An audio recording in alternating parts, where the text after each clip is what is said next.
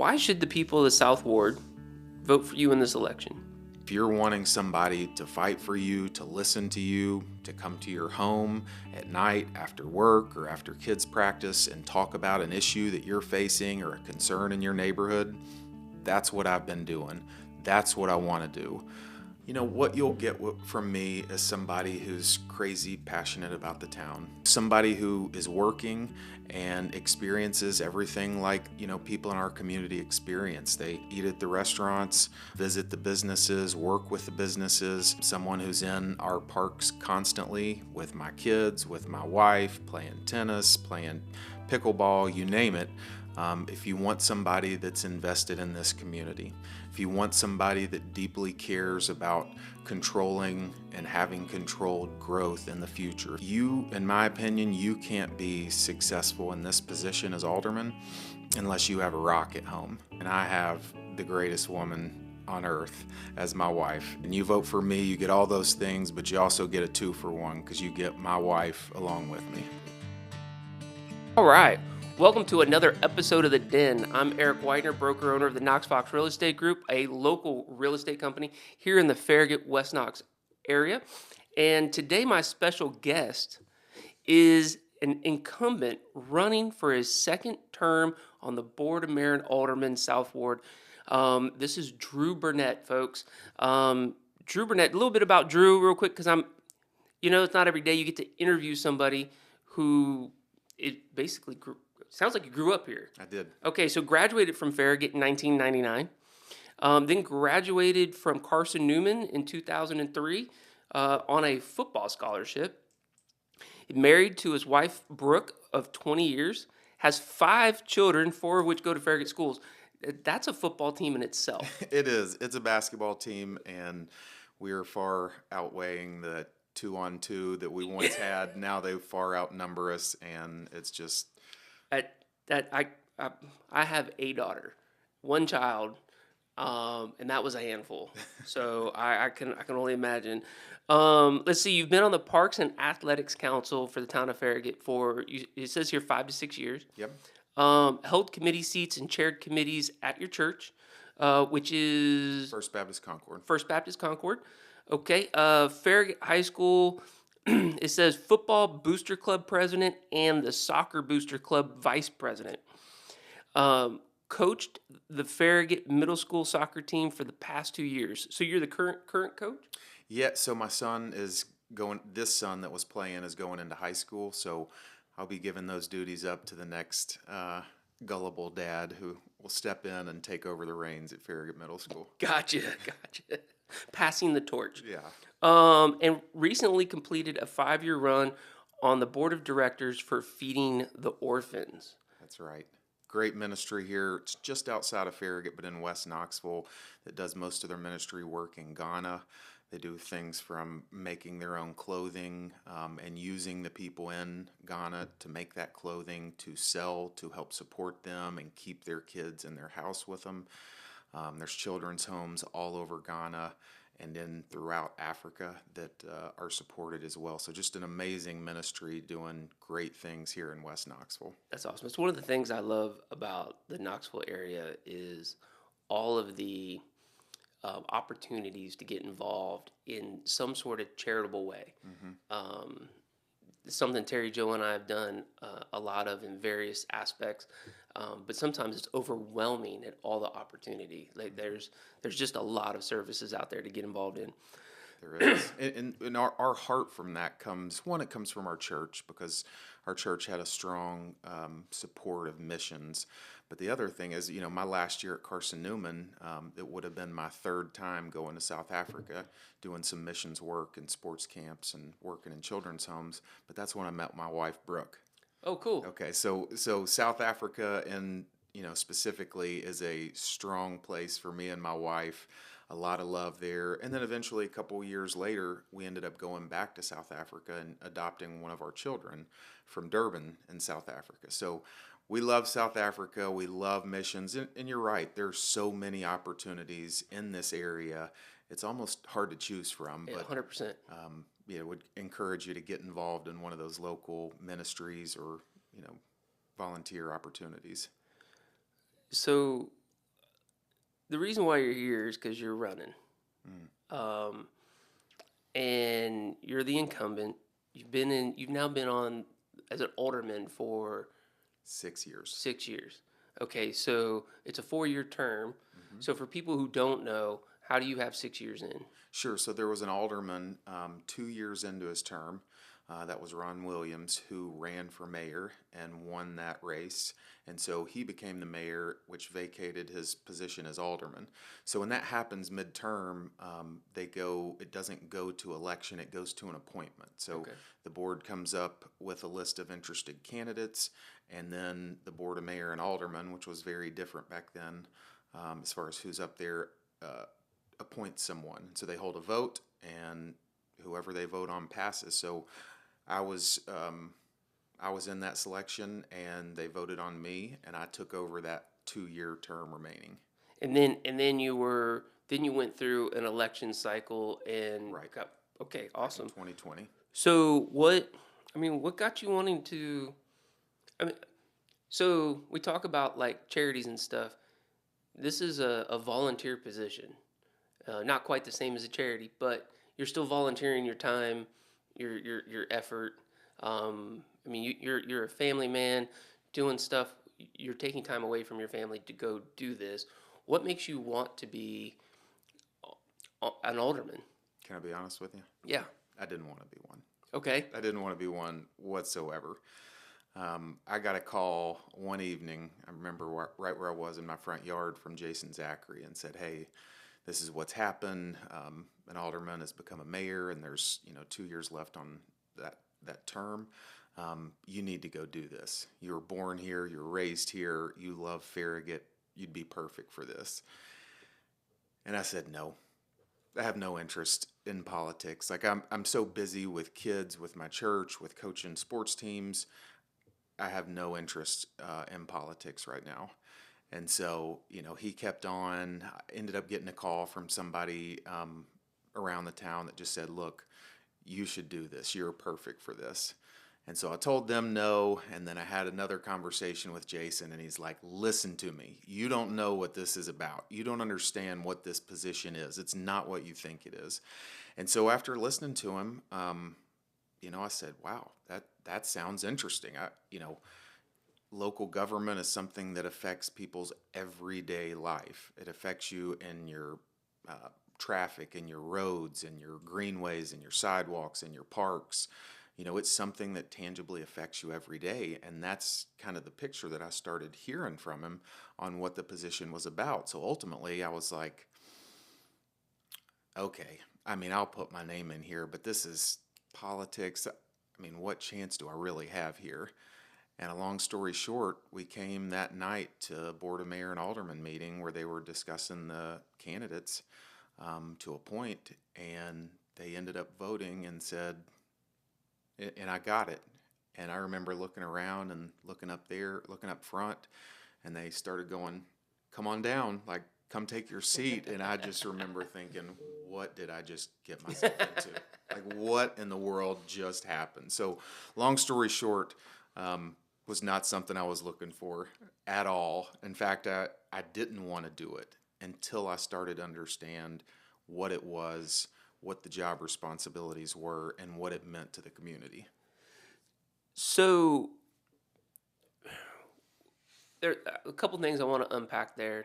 Number one, what do you feel? Okay, so you did 2 years, and then you decided to run again, Mm-hmm. and you're running again, right? Mm-hmm. Why? Yeah, that's a good question. I told some people the other day, for me, this is like my lottery job. Like, if I were to win the lottery and be able to quit all things work, this is what I would do full time. Of course, you have to play the lottery to actually win it. Right. But you get what I'm saying. I enjoy it so much. This is what I would do 60, 80 hours a week if I didn't have all the other responsibilities that I have. You get connection with this community in this position.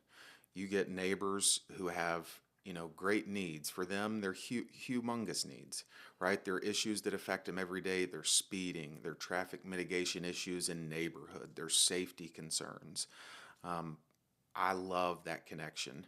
And that's one of the things about this position that I love is getting to connect with people in a town that I was born in, that I never got out of. I'm still here, and I get to make those connections on a daily and weekly basis. And it's something that I've grown to love. You know, those first 2 years, they fly by. I mean, I told you, I'm a transparent guy. It takes a long time to really understand um, the routes that things need to go to get approval, from concept to discussion at the board level. You know, we on the board, we can't talk about these projects outside of that boardroom. The Sunshine Law governs that. So, you know, you hear things move at government speed. Um, I've experienced that. And now, you know, 6 years later, I know how to navigate that better, a lot better. And what that means is things moving a lot faster. So the first couple years, I mean, you're just trying to hold your head above water. You're meeting constantly every week, understanding basic things. Whereas now, my meetings every week have to do with moving the ball forward, accomplishing ideas, things that the board has passed or are working on, meeting with town staff to actually get things done, as opposed to just trying to understand what was talked about at the last board meeting and what does the CLUP mean and what all these acronyms mean. So I would have to say for the general public, but most of us we don't spend our day thinking about what's going on at town hall, right? We just know that when we live our daily lives, these are the things that we run into. Um, and we have these thoughts of, well, whose bad idea was this, or who, Sure.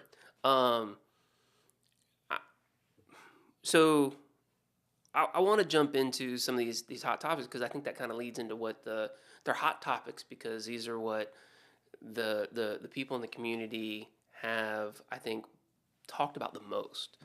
Um, and I've talked to Mayor Ron Williams about some of these things, and I just want to get your general take on where we've been, what we're doing now, where we're kind of going with some of these things.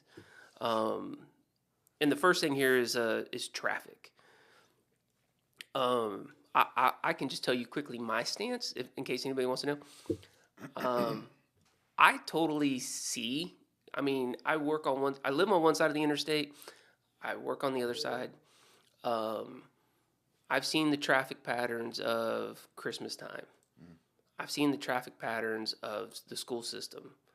And I've seen the traffic patterns of the interstate. Um, so, what's your take? What's your take on traffic in Farragut? Yeah, traffic is something that we have been dealing with the last few years, and it's something that we have some big plans for over the next, you know, 2 to really 6 years.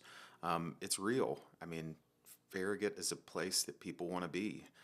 Knox County is the second fastest growing county in the state of Tennessee, and inside that, a lot of people want to live in Farragut in that Knox County area. So, I mean, one of the things that I would say is over the next about 6 years, the Board of Mayor and Aldermen have budgeted about $35 million in CIP projects, capital improvement projects. Of that 35 million, $25 million of that is focused towards and budgeted for infrastructure, roadway improvements, and connectivity of our roads throughout town. That's a big number. It is a big number. Right? This, you know, we are still a small town and we run on sales tax. We don't want a property tax. We don't want any other taxes. And so that is a huge commitment from me, from the board, to say, hey, we realize how many people are wanting to move here. We realize the demand, and here are priorities based on our dollars. If you want to know what somebody's priorities are, you look at how they're spending their money. True. And that's both at home and that's both looking at the town as well. And so from 35 million total and 25 of that being focused on infrastructure and roadway projects, that's a pretty strong commitment to solving and alleviating the traffic concerns. So I know currently we have the red light system, the traffic light system coming in. Yep.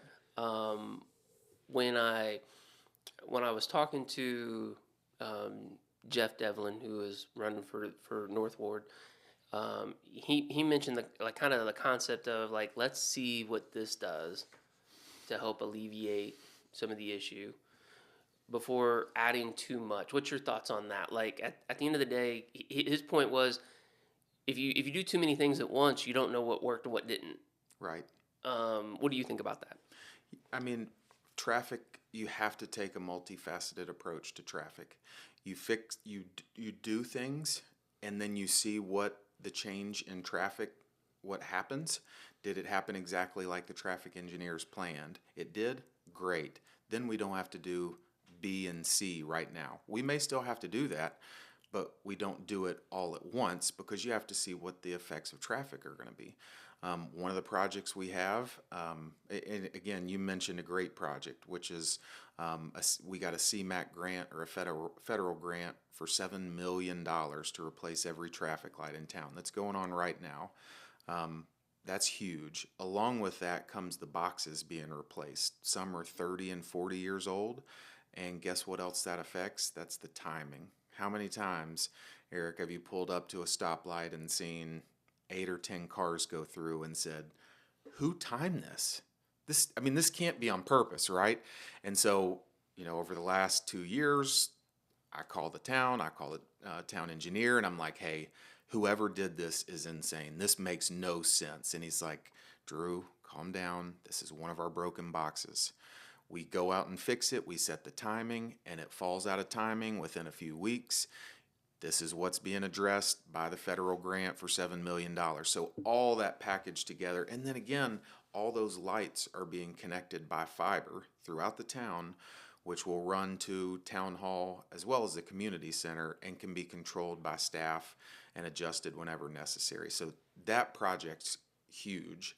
But back to the thing we were talking about, for instance, we've got a traffic light scheduled to go in at Jamestown and Kingston Pike, right here by the Knox Fox Realty. Just a little cheat code, heads up. We already take this cut through every time, me and my family. We come down Kingston Pike. We're not going to the intersection at Starbucks and 35 North. We're cutting over Jamestown, and then we hit Campbell Station. But the plans are to put a light there to make it easier for people that say, I don't really want to turn across Kingston Pike to get to Jamestown. I don't want to come to the end of Jamestown Boulevard without a stoplight. And so that's one of those projects where you say, what's one of the effects of adding this stoplight? It's to take the strain off the intersection at Starbucks and 35 North. So projects are planned, but again, you don't stack 5 projects in a row, do them all at once, and then see what the net effect was. Right. You do a project, you see how the traffic flow changed. Did it match exactly what the traffic engineer said it was going to match? Great. It didn't fully. Okay, so how do we take it the next step towards alleviating strain on an area that we're looking at? Another area we're looking at, we get a lot of Concord Road residents that have a lot of trouble pulling out onto Concord Road, right? So in the morning is really bad, but there's a lot of times of the day where there's so much traffic coming down Concord Road, whether normally it's going to school, that they can't pull out because the traffic coming north on Campbell Station, it just turns right at that light and just keeps on flowing. So we've got a project in the budget to put a stoplight at Loop Road, right? So back up south, Loop Road, you got a traffic light there, it turns red, and what does it do? Creates a gap. Gap is what will allow these residents on Concord Road to get out of their neighborhoods onto Concord Road and then into the town center, to the school, to work. But projects like that, we have those planned all throughout the community, and each of them does, a net positive effect on the traffic, really in the heart of our town, but also on areas that allow you, like Jamestown, to avoid that middle of town and to divert traffic away from it without changing the face of our community. So those sound like all net positive things. I know one of the complaints that I hear is why is it taking so long to address these? Um, I think I know the answer, but I think you kind of touched on it. But go ahead. Why do these things take so much time? Sure. It's a combination of things. One, I think it takes time, but also the speed at which people are moving in here does not match the speed of the timing for what it takes for these projects to move forward. Um, each of these, requires a lot of traffic studies. It involves a lot of discussion and planning. It involves a lot of money. I mean, if we had an unlimited budget, there's a lot we could do really fast, but we've got to be fiscally responsible. Well, it wasn't. Correct me if I'm wrong, because I may be wrong on this, but the traffic light system is being installed as we speak was originally like brought to the table before the grant part, right? Or so like it was like, hey, we're gonna do this, and then it was like, oh, hey, we can get a grant. Hey, we can get a grant. So like it was on the table, and then it was kind of on hold a bit so that the grant money could come in That's right. and do that. So that was kind of weighing the, hey, we could solve this problem now, but we're going to spend a lot of money out of our own pocket, or we could wait a little bit and use other people's money. Sure. Yeah, no, you're spot on. And the reason that doesn't come to mind for me is because that's just grants. I mean, we've found out years ago we have grants in our parks replacing turf, and we make this big announcement that we got this grant, and then it's like 6 months, 12 months. What's the government doing? Just give us our money. Right. Give us the money. You awarded it to us.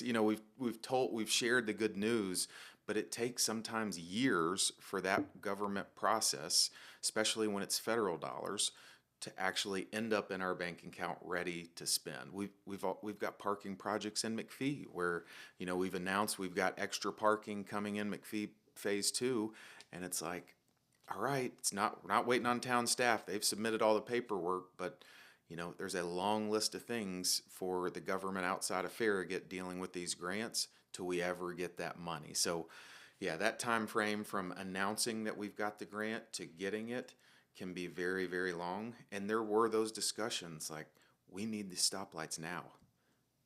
Do we want to just spend $7 million so we can get them today, or should we, for the town's sake, should we wait and spend someone else's money and have this project be fully funded and use those $7 million for a different road project? Well, I think that brings up kind of a good question or topic when, excuse me, when in that position, I think it would be easy to have a sort of knee jerk fix things now or do something now because I mean, let's just face it, when something stings a little, traffic's uncomfortable. We want to fix it now. But you're saying that you guys had to weigh out like future responsibilities. Absolutely. And so that's something that I think a lot of, private citizens maybe don't think about is how are we setting up our town in the long run? I mean, let's be honest. I mean, they're talking about doing a lot of road work to the interstate coming up, and the end result will be probably really great. Mm-hmm. But getting there is going to be pretty uncomfortable. It's uncomfortable. So I just find that very interesting. How the complexity of what the residents see and feel versus what the town is actually trying to accomplish. Sure. All that, Mayor Ron Williams used the word vision a lot. When you've been now 6 years as an alderman, what kind of vision do you see taking place? Sure. I see the town as the most amazing place in the United States to live in. I wouldn't live anywhere else with my family. In fact, recently I was involved in a restructuring at my work, and the opportunity came to take the position in Atlanta because they were removing it from Knoxville. And there's just not a chance in the world that we would leave here unless God did something crazy and amazing and called us elsewhere. But we feel fully called here. I think the future and the vision for Farragut is bright. I think with the smart planning and being fiscally responsible with things like that traffic light system, that's something we probably could have gotten the funds together and done it much earlier, but we would have spent $7 million. And so now, because we waited on those funds and that project's going to be complete in around September, now we've got $7 million to use on other mitigation strategies and infrastructure requirements. So being patient in that process and not having a knee-jerk reaction of, I just sat through 2 light cycles, we need to add this number of turn lanes at this intersection immediately. Well, that's just not how it works. I understand, that may be your thought and your quick reaction, but we need to work with our traffic engineers, follow their guidance, and then be smart about when we do what needs to be done at each intersection. Well, and to add to that, like making certain, like some things, I don't even know how to say this. The vision for Farragut, the way I see it, not some things that would mitigate some problems would not fit, right? It just the look, the feel, the way the town of Farragut is going, adding more lanes, making roads bigger, doesn't have that. Obviously, the goal is a town center that's walkable, that people can go from one side to the other. I mean, people do it right now for 35 North. They park at the park and walk over. So yeah, there's just a lot more to be considered at the end of the day. I'd like to talk about apartments Sure. because apartments have been a huge topic lately. Obviously, we got apartments coming in right now at Biddle Farms. We've got them coming in at Watt Road. I live on the north side of the interstate, so I mean, I pass by, essentially 2 of the newest apartment buildings. What's your stance and thoughts on apartments in Farragut? Sure, that's a good question. So in 2017, the Watt Road apartments were approved before I was on the board. Another set of apartments that come to mind are Loop Road apartments.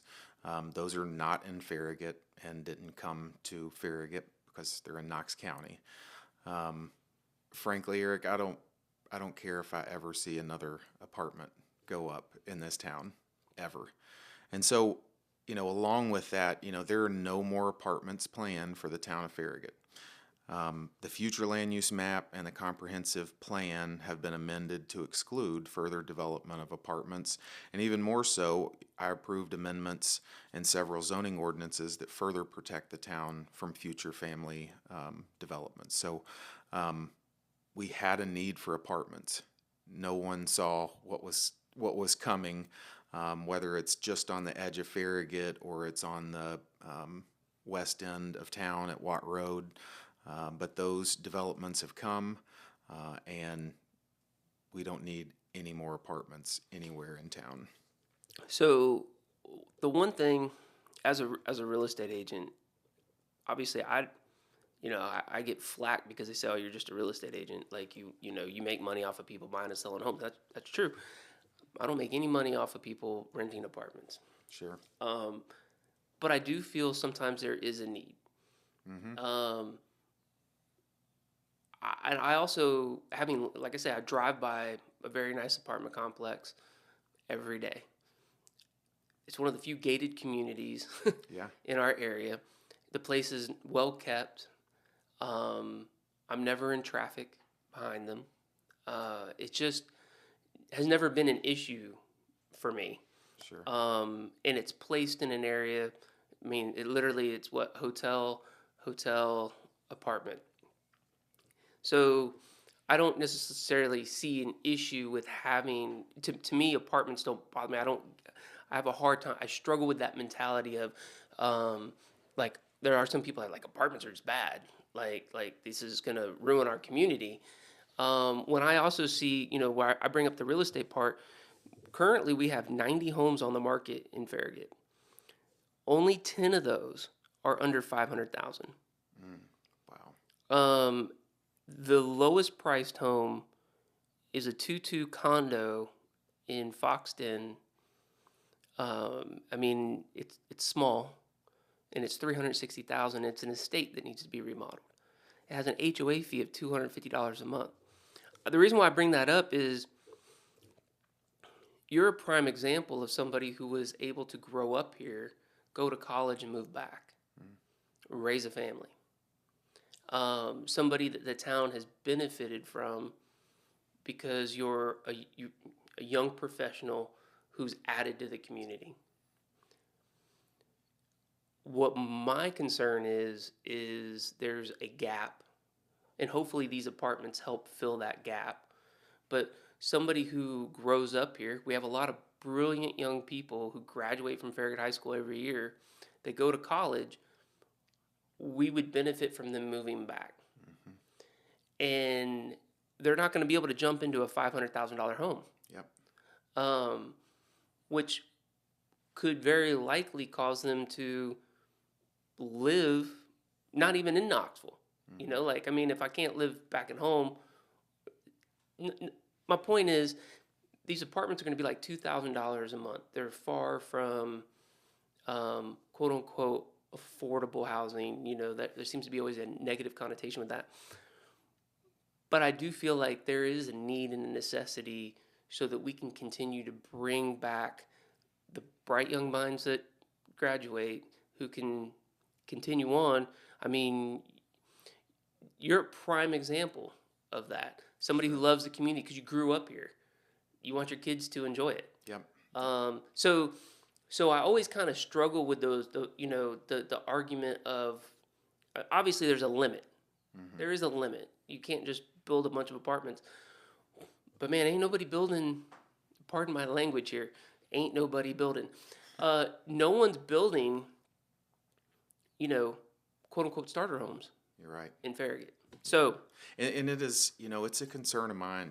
I've got 5 kids. I've got one that's already left the house, one that's headed off to college. And guess what? I would love for them to move back to Farragut. But I don't know how they could possibly afford to do that. I mean, even, I grew up in Kingsgate, very moderately priced homes, and now you're seeing those in the $300,000-$400,000 range. I mean, it's a beautiful neighborhood, but your opportunities for those starter homes or in that price range for a starter home, they are few and far between. And the hard part is I think some people forget that. Like, there's 2 age groups that struggle with housing. And those are your young people and your elderly. Like those who have lived. I mean, most of the homes in Farragut are 2 stories. Majority of them don't have a master on the main. Right? So you raise a family here, now you're in your later years. At some point you're going to want to downsize. And we don't have a lot of those options here.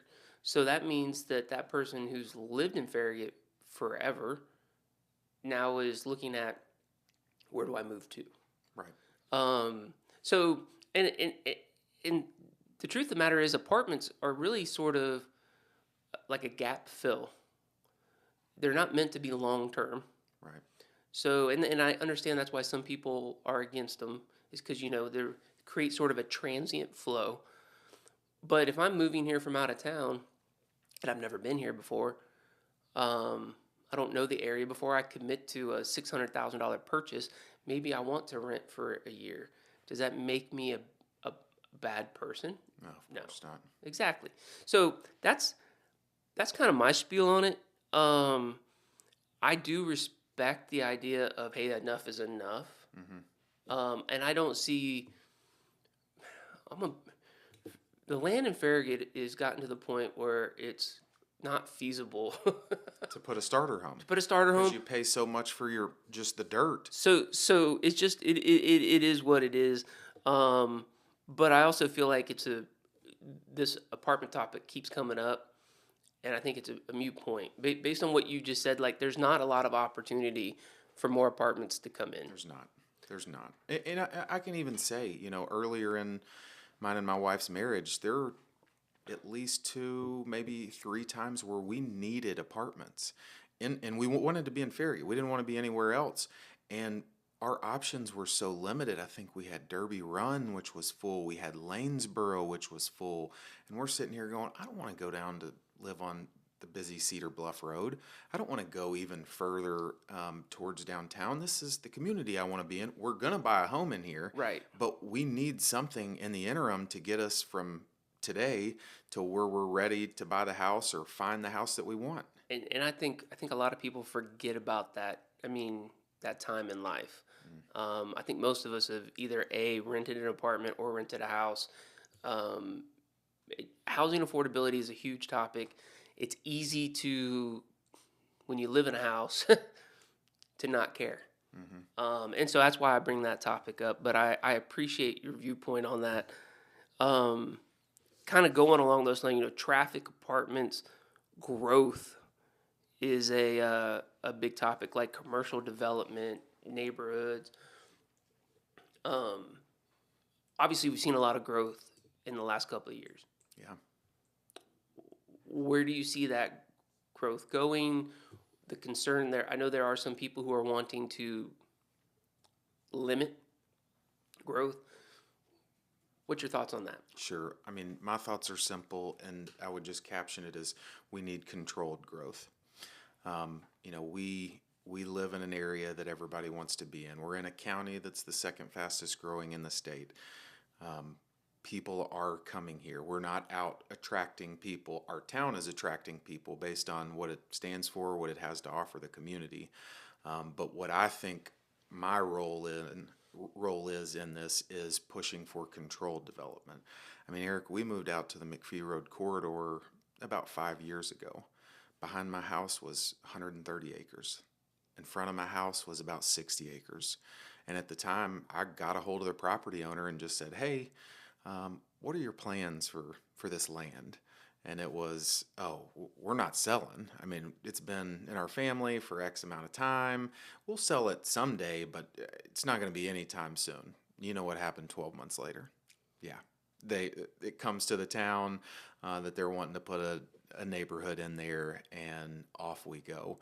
So I tell you that story. Inside of that, early on, that development, they wanted it more dense. They wanted more units per acre on that land. That's the opportunity to step in and stand up for controlled development. So I was very loud and said, look, this is zoned this way. I will not support this. I will stand against this very hard, and I'll get neighbors to stand against it very hard because we don't want to see this area more dense than it's already zoned. So looking for opportunities to stand up and push the controlled development mindset when people want more density, I think is what we have to do. We can't take away people's property rights. They Right. have they have the ability to develop it how it's zoned, right? And that's a good thing. Right. If you own property, or if I own property, you wouldn't want somebody saying, sorry, we're overbuilt right now, you can't sell it or do anything with it. You don't want that. But what you do want is smart, controlled development. And so, that's an example of a way to stand up for controlled development, is ensuring that properties and projects are developed the way they're currently zoned. And okay, so I like that. I like that answer because there's responsibility. Not that it matters if I like it or not, but there's responsibility in making sure that things don't go too far, but at the same time protecting that landowner's rights, because property rights are obviously very important. If somebody were to step in and say, hey, no, you just, like right now, you can't develop it, you can't sell that property, unfortunately, that would really hurt our community, because nobody would want to invest in it. Yep.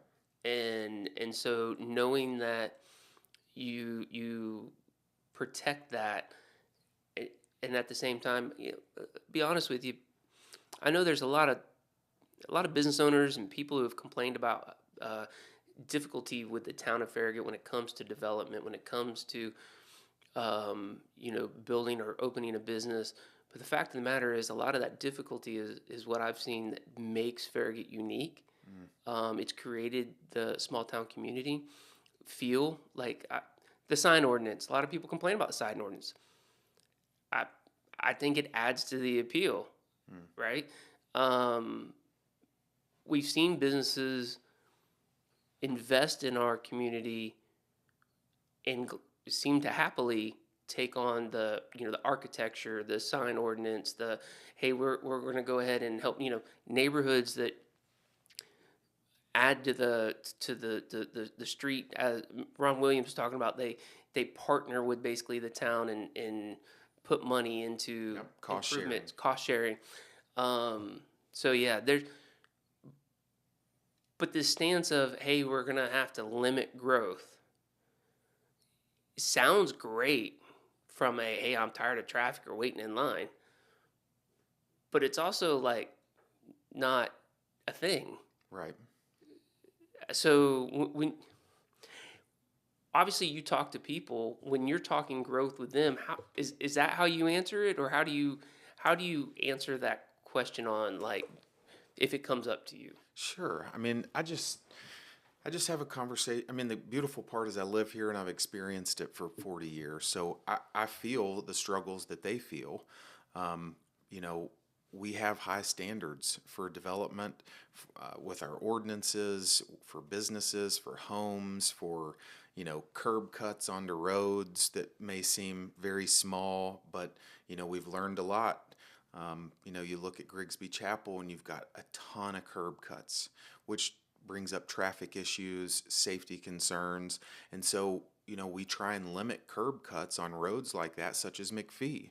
And so, where you have an area that could have, 6 or 8 or 10 homes on McPhee Road, we ask them to make one curb cut across a greenway, and then they can go left or right to go to those homes. My home is one of those types of homes. And so, limiting those really helps for pedestrian safety. In terms of growth, people want their town to move forward. People want new businesses, innovative businesses to come to their town. And so we don't want to be a place that's shut off to moving forward, new businesses, but we want to do it in a smart manner, in a way that, can our roads, our infrastructure, and all of that can handle. Some of that's in our control, Eric, and some of it's not. Take one property in particular, the mayor's property, which, we call it Mayor Ford's property, but it's the property across from the old Steinmart building. That's going to develop. And I have run through scenarios with staff at the town and the town administrator on how can we buy this? What are our options to buy this? Could we scrap some projects that could be scrapped, come up with the money, possibly borrow some money to buy that land, and it's just not feasible. The price that they want for that land. Anyways, not to get sidetracked, but that was a big passion of mine, is let's find a way to buy this land, and then we can be in control. And by we, I mean the town and the people can have control of what's done in that area. But that land's going to develop. Well, I agree. And so the interesting part, you mentioned your story of where you live and the land around it. I've heard other people say, hey, I moved into this neighborhood with all of this great land. Like we see deer, we see all this, and now they want to build homes, and they're against it. And the only way you can control that is to do just what you were talking about: is form a land group. Yep. And buy it, and that way you can just keep it, a natural little park or something. Otherwise, that person has the right to sell it, like you said, and depending on zoning. And some things just make sense. If you're right behind a shopping center or right near commercial property, that's typically where uh, the what's the word I'm looking for? Density Density, yeah. is higher, and then the further you get out from that commercial spot, density typically lowers. Correct. And that's very normal in every city. Um, so, trying to tell somebody, hey, you can only have like a house per 5 acres or something. Like, it's just sometimes just it's a little silly. I understand why people think that way. I do too. I do too. But, another thing to remember is, unless you're in, maybe a Kingsgate or a Village Green or some of these neighborhoods that were here, in the early 80s and even before the 80s, is you are a part of that frustration too. This neighborhood, a neighborhood I was in yesterday, Sheffield, was on the Galbraith farm. My childhood home backed up to it, and guess what? We kind of jumped over the fence and would roam that whole property. And now it's a neighborhood filled with great people, but Yeah. that used to be the farmland that we thought, man, if I could live here and back up to this farm, and their horses would come up, and we had an apple tree and we'd feed them the horses, and now it's gone. And so, a lot of people that have that mindset, which, like you said, I understand that mindset of, don't develop that land, but they're in neighborhoods that were that land, Right. 5, 10 years ago. So it's understandable, but it's also, we got to realize most of our neighborhoods are in that. I think part of the struggle too is, Farragut does have the town, the small town kind of moniker to it. But I also I know I've struggled with the fact that no small towns have a Costco. We have a Costco. We back up to Turkey Creek. No, We have no, Turkey Creek. no small towns have a Top Golf either. No, exactly. So it's kind of like there is that kind of identity struggle. We're blessed to have what we have: parks, greenways, all beautiful homes, great schools. But we also have amenities that other small towns don't, and things like a Costco with Top Golf, um, Turkey Creek right here. When those developments, when Turkey Creek, I think, happened, is really sort of when some of that ship sailed, because proximity to these things is what drives people to move here. Right. But it's not a bad thing. Right. It changes hard. I mean, I'm sitting in this office. We talked about how this office has been here for a long time. I got a huge backyard on this thing, right? But if the owner was to ever sell this, they would not keep this development the way it is. Correct. All right, like it's not the best. It's not the highest and best use of this property. Sure. So that's just as part of it. Change happens. It does. All right, so I think we hit the three big topics. So kind of moving forward to your running, let's talk about your platform. I know some things that you have. I got it off of your flyer there. Some of your plan is advocating for controlled development, which we just talked on. Yeah. Focus on infrastructure and safety. I think we kind of hit that some too. That too, yeah. Promoting our parks and greenways. Now that's something we didn't really talk about. Sure. So, it is one of the things that's the most talked about things on any of the surveys we do throughout the town is our parks and greenways. I think it's one of the biggest, outside of the school, one of the things that attracts people to this town the most. We have so many wonderful parks in the north side, on the south side, and we need to continue to invest in them. We made a huge investment in what is it going to be an asset for this town for 50, 100 years in parkland, 70 acres of it. This last year, it is a huge asset to this town. While nothing's happening right now, Right. That's probably for future boards and future aldermen and the town to decide what's going to go on there. But what an investment and what an asset that was at the price we were able to get it at. We made some huge advancements in the McPhee Park Phase 2.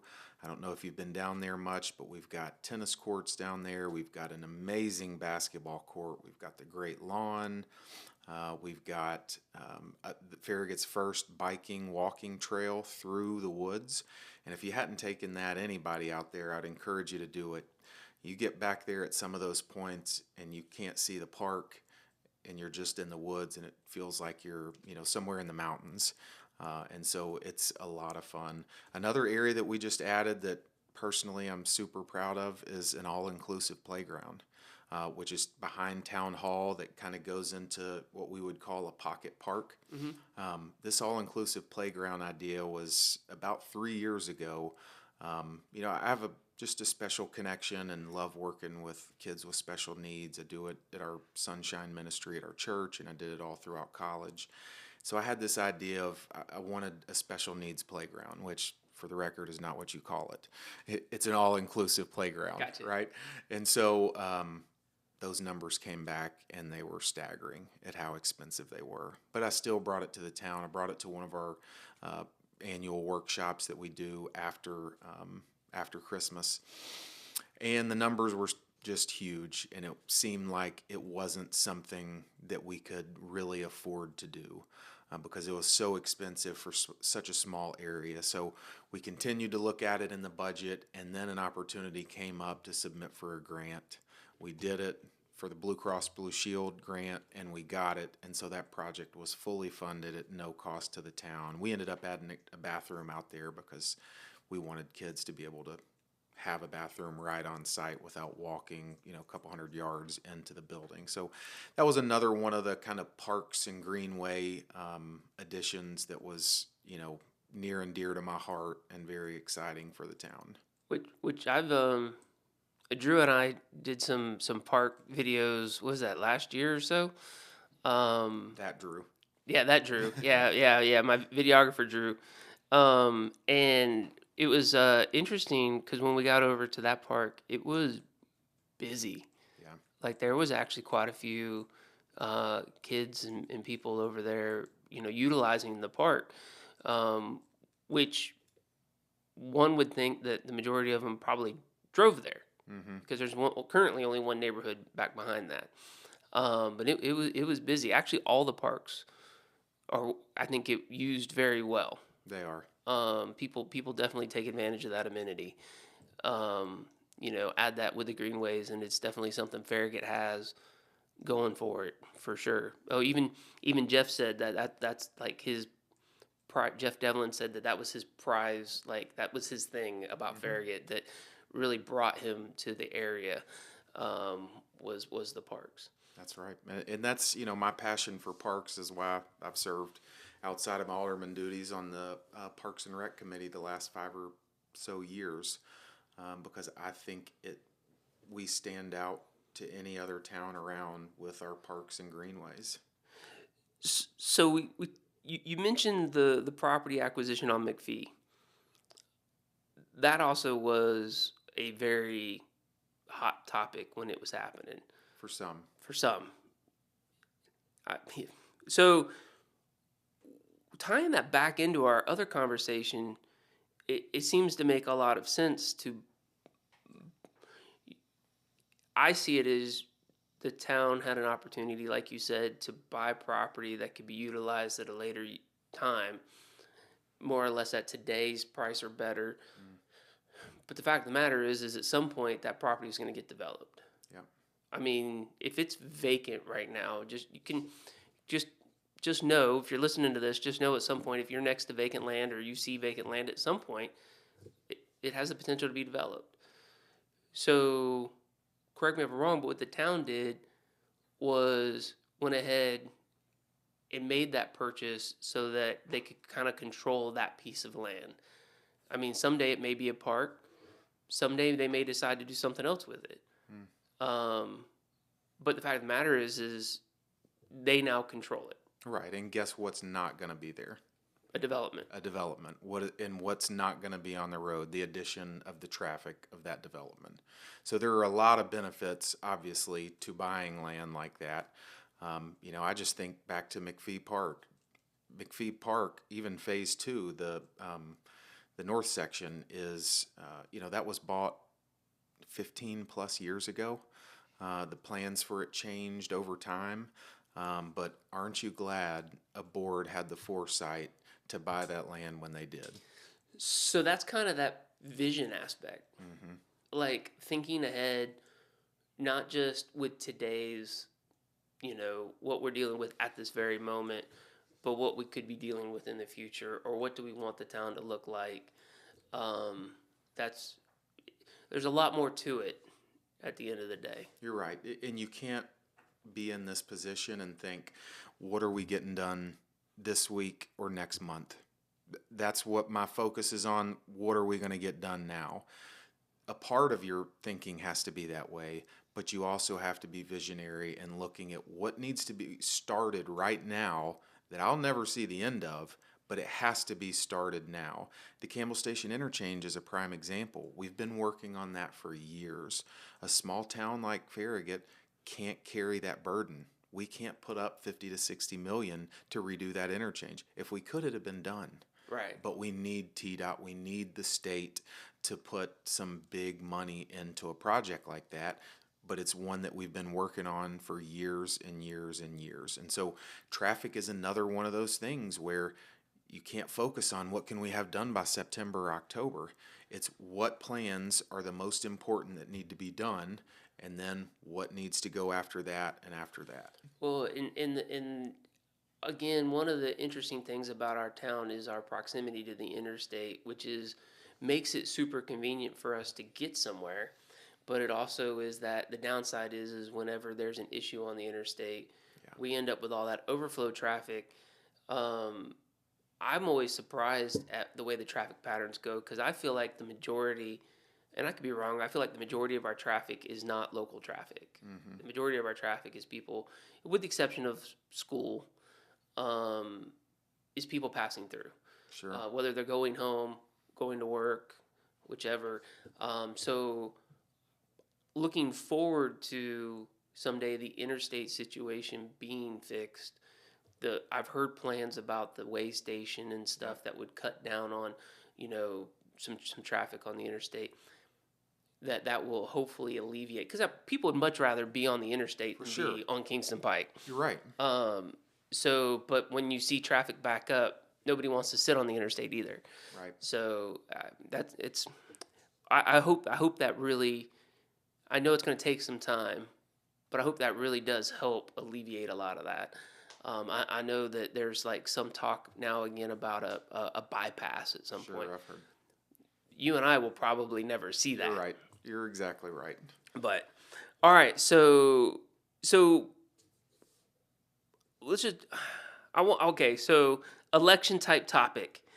I know that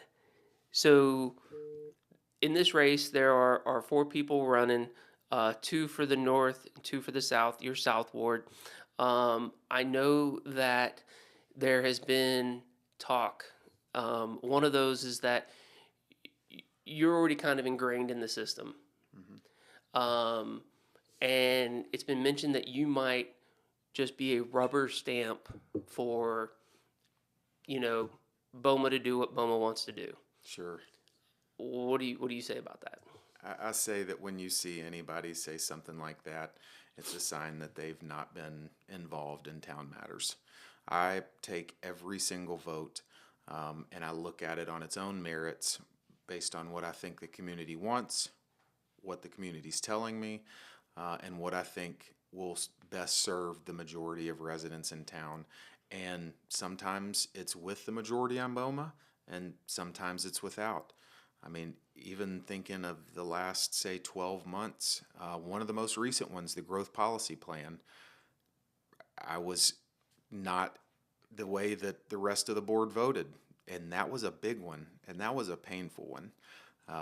We probably don't have time to get into that now, but that was a tough one, but I was the opposite of that vote.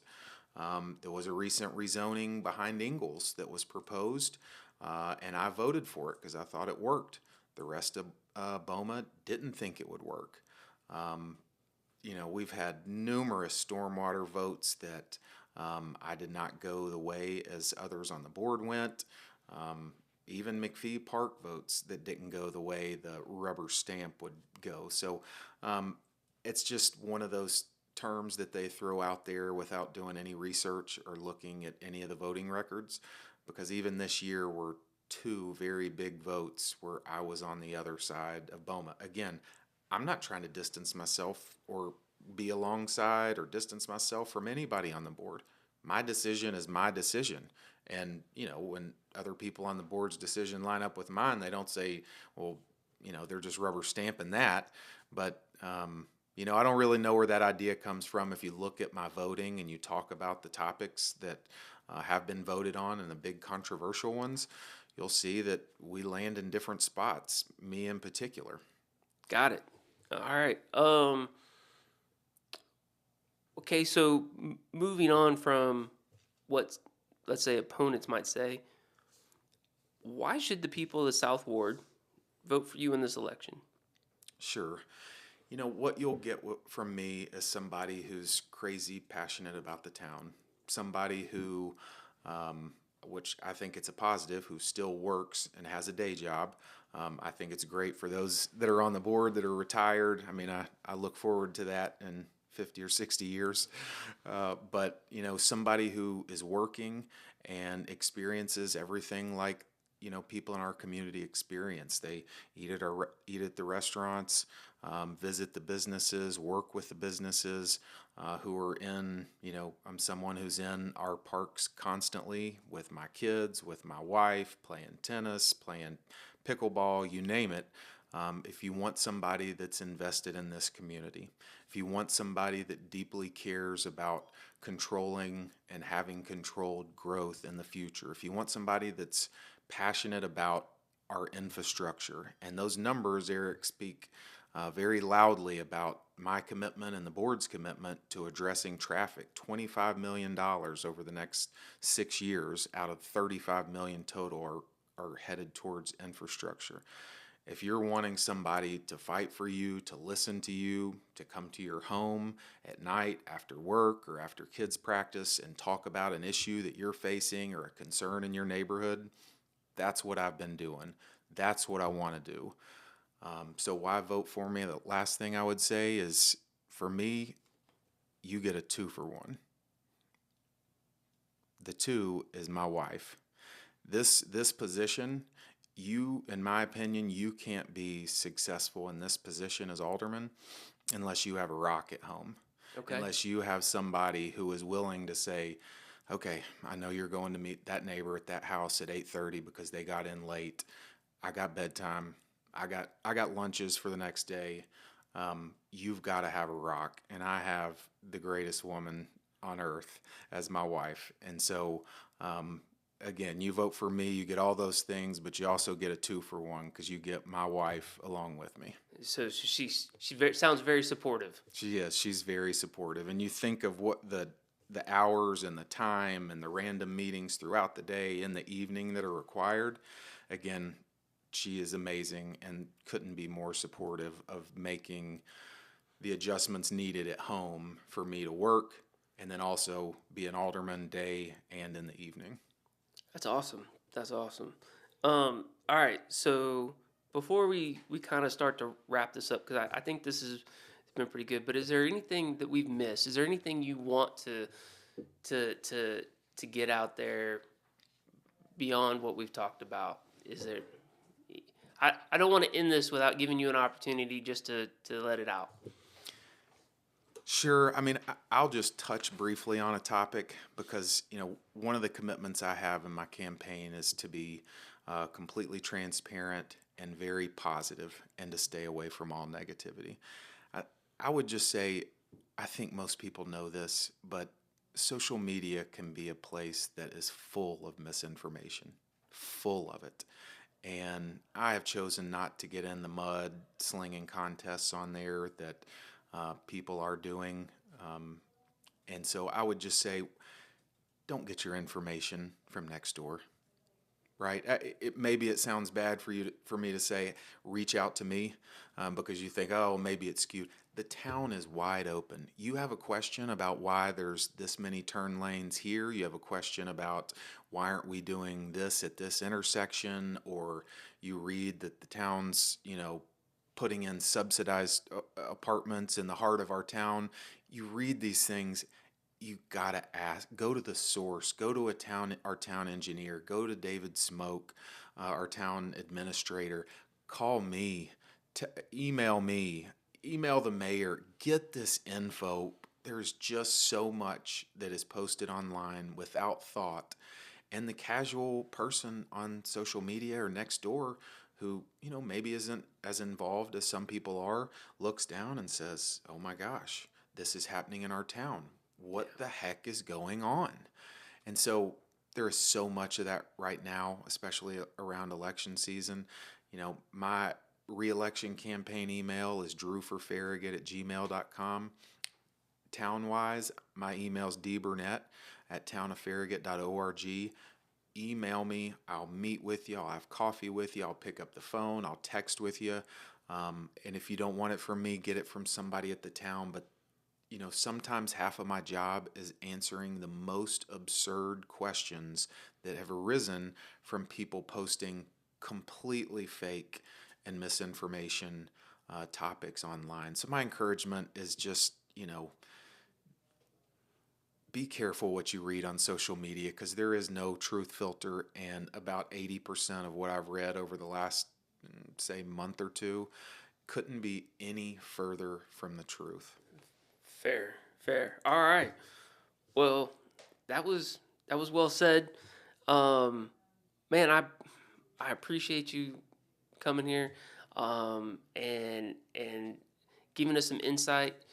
Like I said, you're the first person that I've interviewed so far. Well, you're the only person in this I'm going to interview that actually has had experience on the board of mayor and alderman. So hearing some of your experiences is definitely kind of eye-opening. I hope the people listening and watching this get something out of it.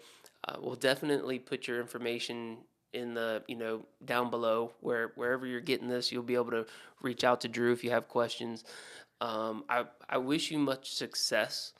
Obviously, it's an election. It could go either way. Sure. But nonetheless, it's not every day you run into somebody who grew up in Farragut, graduated from Farragut, came back and is raising a family in Farragut, and also, is running for a Farragut government spot. So that's pretty cool. Thank you. And I appreciate, that service, because I know it takes time away from the family.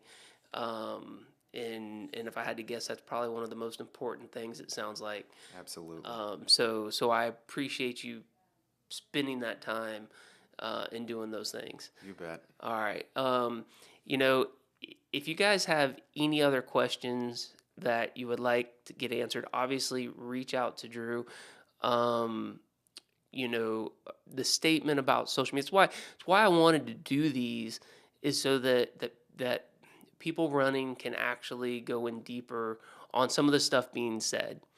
My goal is, there's 2 more people for me to interview, and hopefully we have very open and honest conversations about that stuff as well. So if you have questions about real estate, call me. He's the guy. If you got questions about the town of Farragut, call Drew or somebody at the town to get those answered. With that being said, we'll see you next time.